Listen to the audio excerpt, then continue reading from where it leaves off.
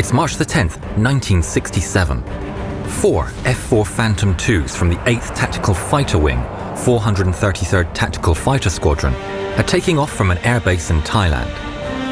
The weather's good, and the 4 planes take a heading for Hanoi in North Vietnam. The element leader is Captain Bob Pardo. In the rear seat is his weapons systems officer, Lieutenant Steve Wayne.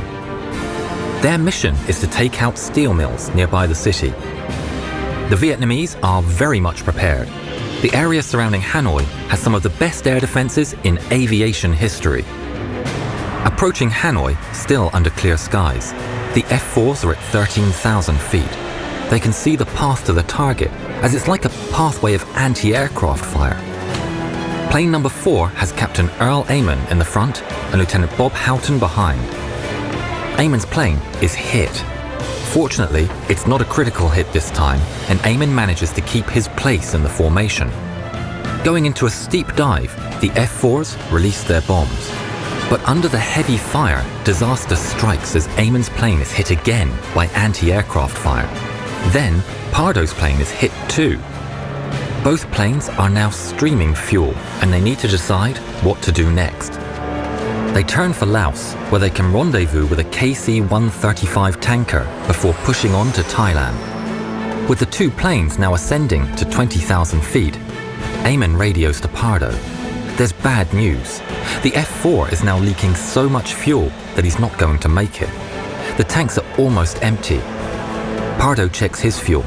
Even though they have lost a lot, Pardo can just make it to Laos for the rendezvous with the tanker. Amon and Pardo talk on the radio, and Amon relays his plan. His best bet is to fly as long as he can, and then he and Houghton will eject over North Vietnam. All the men know it's a dire situation.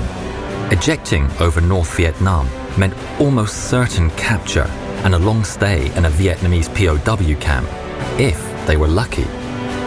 Pardo had the fuel to make it to the tanker, but just couldn't bring himself to do it. Radioing back, he told Amon he was going to stay with him as long as he could. Maybe he could come up with an idea. To make it worse, Amon's engines were spluttering and losing power.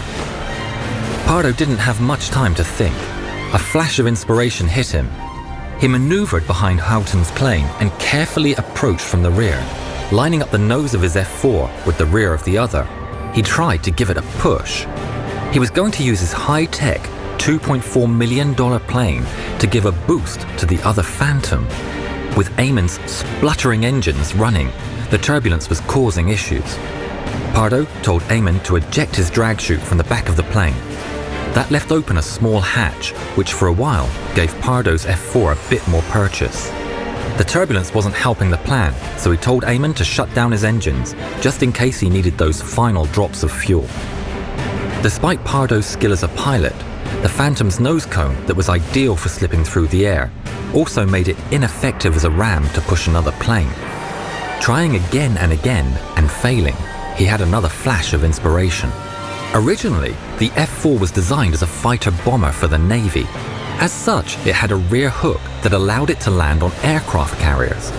Getting on the radio once more, Bob Pardo told Earl Amon to lower his tail hook. Lining up again and coming in close, Bob maneuvered to get the tail hook smack in the middle of his windscreen.